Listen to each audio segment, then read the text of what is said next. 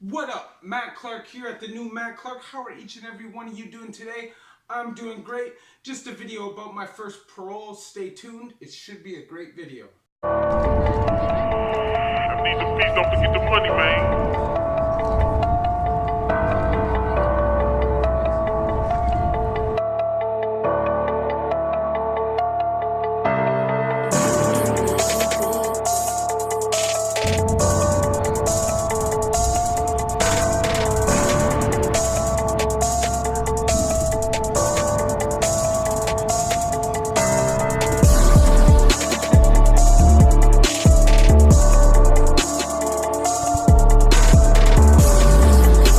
What's up? Matt Clark here at the new Matt Clark. How are each and every one of you doing today? I'm doing great on this Friday. Thank God it's Friday. I had a difficult day at work today, just stressed out and cranky, but I hope each and every one of you had a great day. So today I want to speak on my first parole. Now, I know that this will help a lot of people if I speak on this just as advice, okay?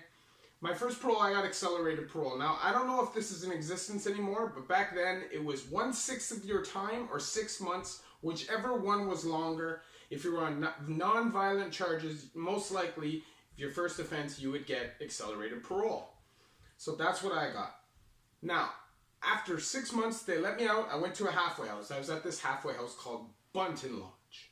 Now, Bunton Lodge is at Sherburne and Wellesley, which is a high, bad area for drugs and crime and all that stuff. And there was a ton of people in this house, something like 40 people. Every room has 3 people. There's no groceries in the house. They give you $50. You have to support yourself off that. Not the kind of life that I was expecting, and not the kind of life that at that time I was ready to live. I was still young, I was still crazy, and I did not respect authority. And there was no way that under those circumstances, at that point in my life, I was staying there. Now, I tried for a little bit. It wasn't like I consciously said I'm running. But now when I look back on it, I can say, the seemingly unrelated decisions that I subconsciously made on purpose to put myself at risk so I could justify and catastrophize and make excuses. So anyways, I had met up with this girl that I had known for a long time, and we had went out and had a drink, and her sister met us. And during this evening, we all got a little intoxicated, and I got in an argument with her sister. Now, her sister splashed a whole beer in my face and all down my shirt and pants and all that stuff, right? So because me, at that time, was fully activated in crime and fully activated in partying, I looked at this like the perfect meal ticket. This was my ticket out. This was the perfect excuse. How could I go back to the halfway house with beer on me? Is that really a valid reason? Like, couldn't I just change the clothes, found a way to get changed clothes, even though I was in a different city than I lived at the time? I'm sure I could have figured out. I could have went to a dollar store and bought some cheap stuff. I could have just went back without a shirt on. I could have, washed it in a sink and I could have figured it out, is my point. And I didn't. I ran.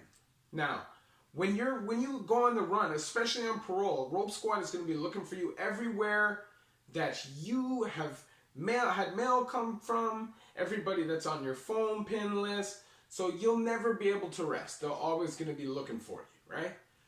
And I knew that, so I was on straight criminal mission, right? I was doing break and enters heavy at that time in my life, and I was prepared to go all out until they caught me.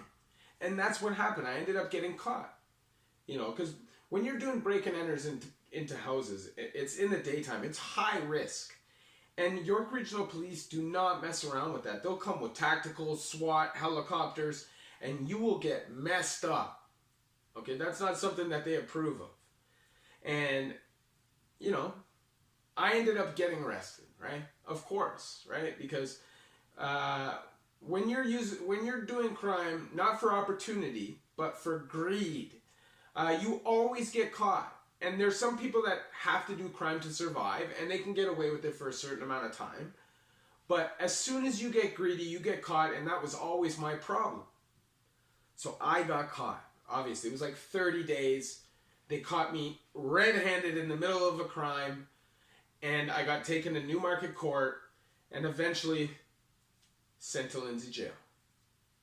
Now, while I was in Lindsay jail, I was, obviously kind of shocked to find out that I was going to get more federal time and they wanted consecutive time. Now, if anybody doesn't know, there's consecutive and concurrent time. Consecutive means it runs after each individual charge. Concurrent means they run at the same time, so the highest amount of time that you get, that's your time, right?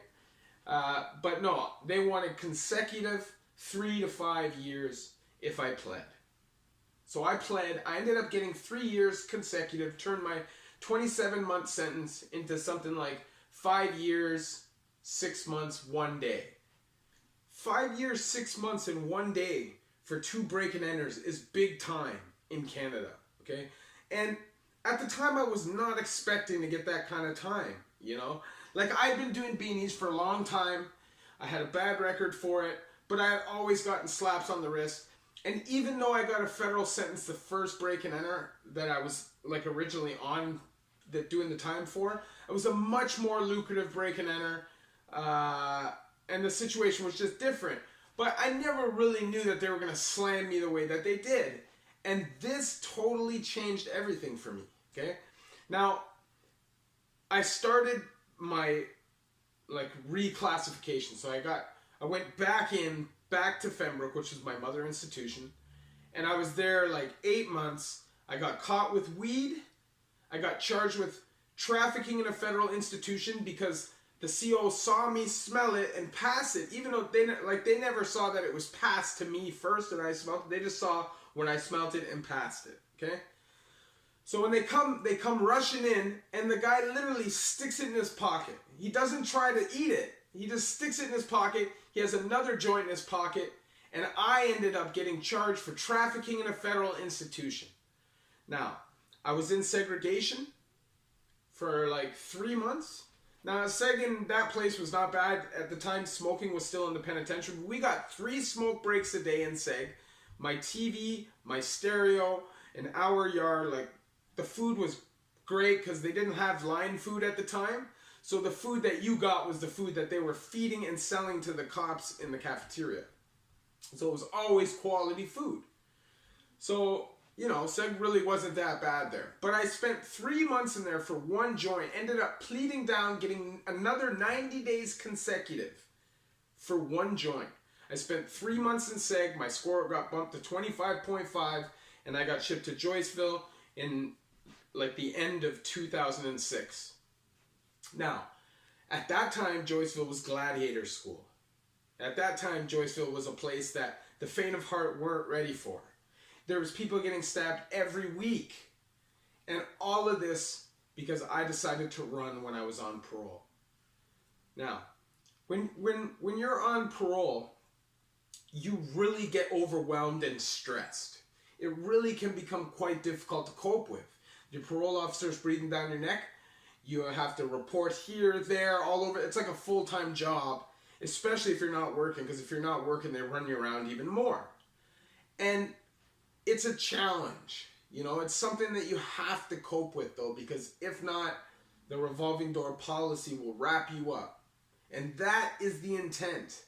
It's not a personal thing. It is a challenge to see if you are capable to stay out. And I always thought it was so difficult to successfully complete a parole, but I'm now at 17 months successfully completed. I got 2.5, almost 3 months left, and I'm finished. And I haven't even skated with a breach. And it was just because I decided that I was finished.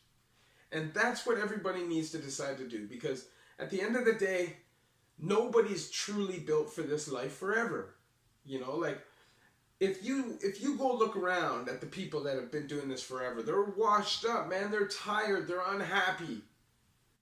And I can't be about that. I'm now about living positively and just making the best of every day, being grateful for everything I have. And honestly, it's changed my life so much. I really hope that each and every one of my subs takes a little bit from what I've been giving them and can make their lives a little bit better. That is ultimately my goal. If my bad mistakes is something that you can learn from and not make the same mistakes that would ultimately be an amazing thing. So please hit that like button. Please hit that subscribe and bell notification button. Please share with somebody on Facebook or Instagram. And if you'd like to donate, I got a PayPal option. If you want to help support the channel, the link will be in the description. Other than that, I love you at the new Matt Clark.